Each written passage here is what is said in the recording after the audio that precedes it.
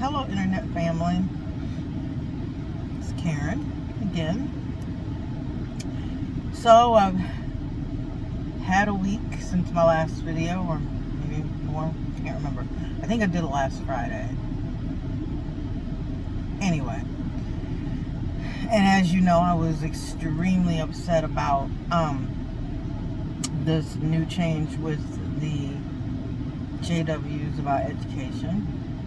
Had some time to calm down, and then they come out with this video, what to me was basically gaslighting those of us that might be angry about that, about basically telling us don't dwell in the past, don't live in the past. But again, no apologies for the fact that can't really call it a policy. It's more of a principle of theirs of discouraging higher education affected a lot of lives. So how dare you tell people not to dwell in the past? That decision has affected my life. Seriously, and a whole lot of other people. My mind went immediately to some of the elderly, and I'm 60, but I mean people older than me who didn't have education, dedicated their lives to this, I don't even want to call it a religion, to this business, and could barely take care of themselves in old age, or had to get jobs when they were really old. It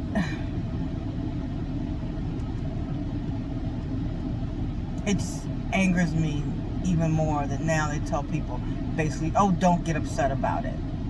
Like, oh, big deal. Don't worry about it. That's basically what they're saying. They are belittling people's, what I would call righteous anger about a policy of theirs that has undermined these people, their lives. I mean, just the gall of this organization, man. I don't know. All these changes that they're making. I mean, the thing with the beards. No, that's not life-changing. Of course, it made me think of a brother that I had met my first trip to England, Brother Rome, who had a beard. And I remember seeing him, and me with my dumb ass, I'll run up to him. I'm like, is that real? Because from what I've been told, that was not allowed. Because beards were seen as rebellious. It was from the hippie era. And he wasn't allowed to have privileges because he had a beard. Now, this was nearly 35 years ago. And now I think all that time, this man could have had privileges because you all did an oopsie. Oh, you can have a beard. I mean, he was only allowed to give talks within his own kingdom hall, not outside, not at the assemblies, nothing, because he had a beard. The women wearing pants brought back a memory. I remember the sister who came in, and it was a gorgeous jewel-toned pantsuit, and people talked about her like a dog. Because, of course, out in service, that was a great gossip session. So they talked about her like a dog. And I remember thinking, I loved the pantsuit she wore. She looked really good. But they tore her a new one for that. This was probably back in the late 80s, early 90s. But now, sisters can wear slacks or a nice pantsuit. Honestly. The thing with the clinking of the glasses, doing toasts. I mean, that one, I just basically felt like whatever. But it's just the fact that these stupid little rules, and now they're changing them, becoming more like the world, if you ask me. Because I know for these newer people, they think, oh, this is probably always the way it was. No, it wasn't. I don't even recognize this organization as the same one that I was raised in. So what's next? Birthdays? Other holidays? I mean, I'm just trying to think what is going to come down the pike. Because they keep changing things. I mean, now you can speak to a discipleship person. I mean, you can't have an in-depth conversation, but you can acknowledge them now when they come to the hall. Although with my friends, I always kind of did acknowledge them when they would come to the Kingdom Hall. You know, try to be sneaky about it, but I would. But I think of, like, I remember living in Florida, and there was this young brother who got disfellowshipped. And, I mean, the story was that, I mean, he was having a hard time. But he had reached out to his mom, I think, one night, and she basically hung up on him. Next thing we know, he jumped off the Skyway Bridge in Florida. He killed himself. All because of a so-called loving arrangement that's supposed to help bring people back in. But now, they're kind of changing on that one too. How about this? Why don't you all change this? Start going to the police when you find out someone in the congregation has molested a child. How about that? Why don't you change the rules on that? Because that whole two-witness rule being applied to child abuse is bullshit. And y'all know it's bullshit.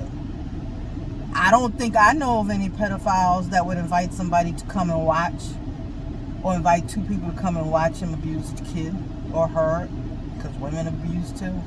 I don't think that would happen. So how about you all change that one? At least in the cases of child abuse. How about that?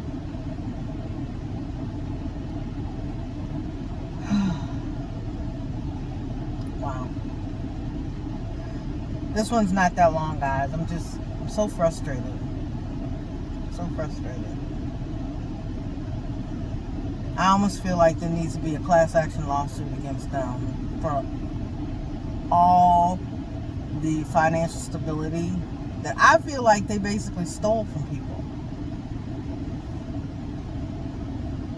By telling, okay, they didn't tell you couldn't go, but by strongly encouraging those of us in the past organization to not go to school. Because I was told, oh, you won't even graduate high school. I graduated high school a long time ago. But I really didn't have anything planned. I know I should have. I'm like working on a second YouTube channel where I'm doing like folktale stories from non-European countries. So that's been taking up a lot of time, and that's why I didn't plan a video for this week. So my apologies for doing it, because I said I was. I need to actually make a list of things that I would want to talk about. I mean, I'm thinking about like gatherings, since, you know, Toes Witnesses don't say parties, they say gatherings. And some of the things that happened or that I witnessed at gatherings. Yeah. But anyway, I just wanted to come on and talk about that, how now the organization is gaslighting people who probably, rightly so, are angry about this whole school thing. But you know what? I'm happy for the youth now, the people that are young and are probably about to get out of high school or graduate primary school. Y'all start looking at colleges or whatever that you want to go to. Start thinking about your future. Oh, and you know what? Other people have said this, but it makes logical sense to me that another reason they probably changed that, they need money. And educated people can sometimes make more money. I mean, in our current situation, even that's not even. Because I see some jobs where they're asking for a bachelor's degree and they want to pay you like you somebody just graduated from high school. But the organization must need money. And they know this is a way to get it. So, I don't know. What do you people think? Oh, I guess I should put the video in with... If I can find the clips, I'll put them in at the end of this. But, yeah. That's it. I'm so sorry I didn't have anything planned. But I just wanted to vent about this new video that I put out. Anyway, you guys have a great weekend. I will talk to you later. Bye. Isn't it true that sometimes we do struggle to maintain the correct view, the correct focus, the correct attitude? We could become so wrapped up with living in the past that we find it hard to let go and move forward. Well, if we constantly view the past as being better, will we be content with the present? It's not likely. We will probably live in a constant state of discontent, wishing that we could go back in time. But is that realistic? And does that make us any happier? No, it's not wise.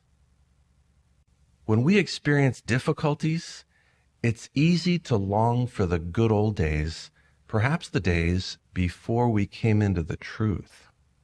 When doing so, we often exaggerate the joys and minimize the problems of the past. As our midweek workbook mentioned, how much better it is to count our present blessings and to focus on future joys under God's kingdom. And isn't it true also that the challenging things that we may deal with now often refine us? They make us better Christians.